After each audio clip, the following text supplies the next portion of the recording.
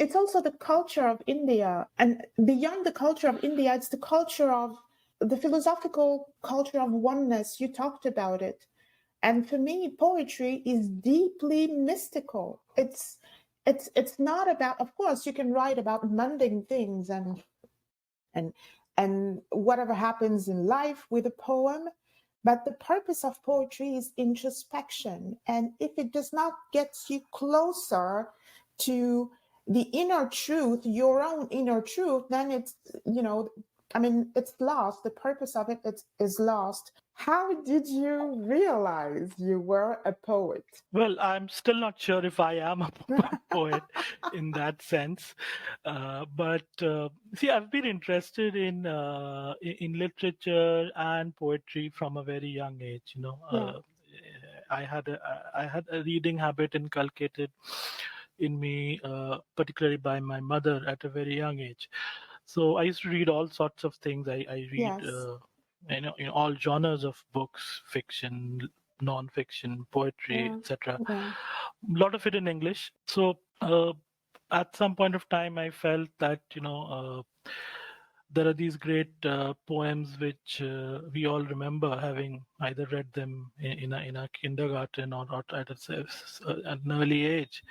Yeah. And there's a certain quality to poetry which makes it very memorable.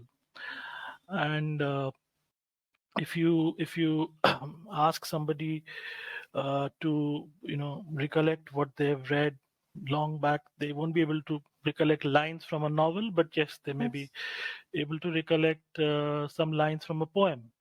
So there is Yes. that kind of eternal quality in poetry that kind Yeah. of attracted me, and I have been a reader for much longer, and of late I thought, let me try my hand at writing. Yes. So I came upon this book written by Stephen Fry. Yeah. It's called Old Less Traveled. Yeah. I'm Wonderful, sure you Stephen Fry. wonderful Yeah. book. So when I mean I like reading Stephen Fry otherwise as well. So I just happened to pick that book up because it was on the stalls, and it had Stephen Fry on it. I didn't know what it was about. But then I started reading it. I thought, wow, I mean, he's trying to teach you how to write poetry. And like, isn't this what I was always looking for? Because they don't teach you how to write poetry in school. They only teach you how to read and analyze and paraphrase and explain the Absolutely. meanings and inner meanings and so on. But they never tell you how to write. They never teach you how to do that.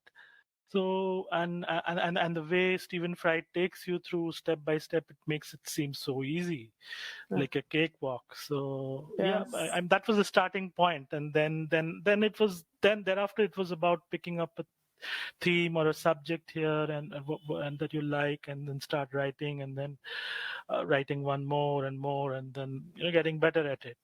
Yeah. So I would say I'm still in the early stages of this journey, Yeah. and yeah, let's see where this goes.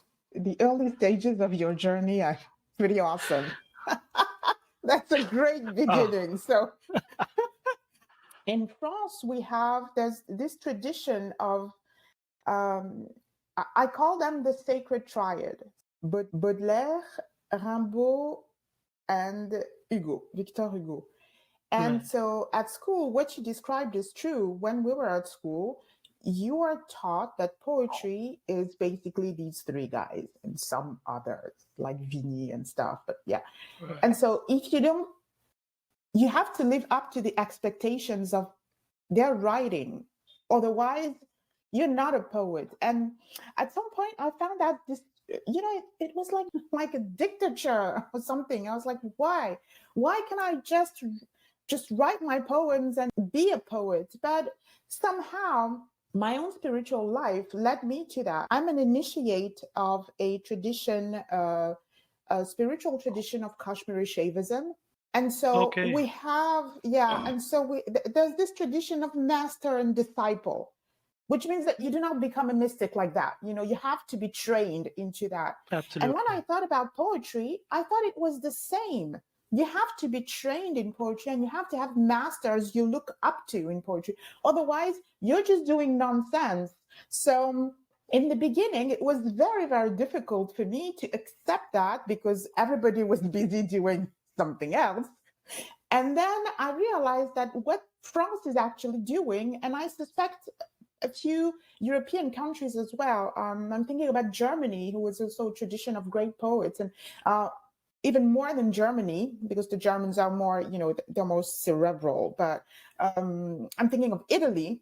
I suspect that you do not enter into poetry like that. You do not call yourself a poet like that because you have to live up to the expectations of the masters, the Dante, the Hölderlin, all these people. In fact, there's another book I would recommend. It's called An Introduction to English Poetry. It's a little book by James Fenton. Okay, wonderful. And Yeah. along similar lines like Stephen Fry, but Stephen Fry is a slightly thicker one. So it takes a bit of a time to get through it. But this one's also good. And yeah, I agree with what you're saying, because a lot of the poetry that you see, because after starting to write and getting into this thing of sending to journals, etc., for publishing, I realized that a lot of the work poetry is being increasingly treated as something which does not require any training.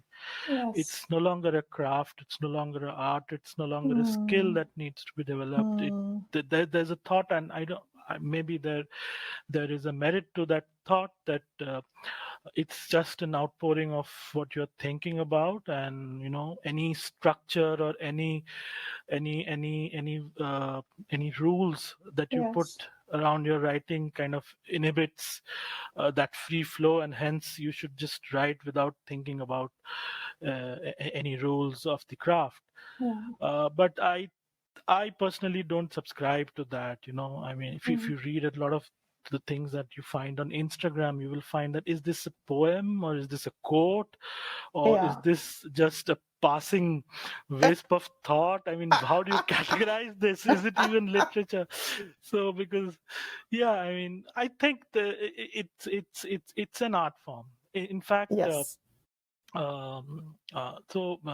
don't know if I told you this, but I was trained as an architect. So I studied architecture. You wrote it in your bio. Yeah, I wrote that in my bio. So we had this professor. He was a design professor. He's no more now.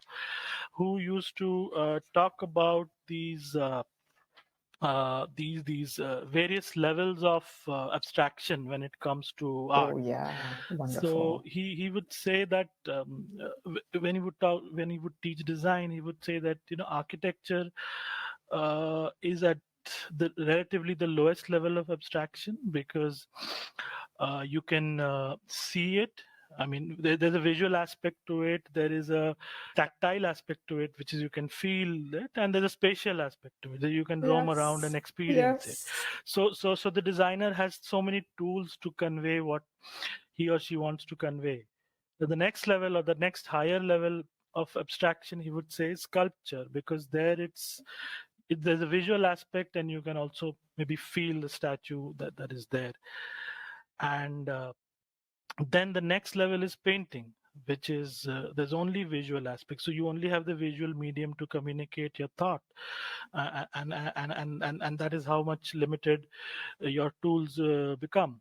And then he would say that the highest level of abstraction is poetry, because you don't have the visual element, you don't have the tactile element, or the touch and feel or experience element as well. The spatial element is missing, so all you have is words through which you have to convey an image, and that makes the craft of the poet that much more difficult. I wouldn't say superior to any of the other. I mean, each has its each is unique in its own, but that makes it that much more difficult, and therefore it should, by definition, require a lot of training. I mean, to be an architect, you need to train for 5 years in a design school or an engineering school. But poetry, there is no training for it. I mean, so no training prescribed for it. Yeah. Yeah. So far.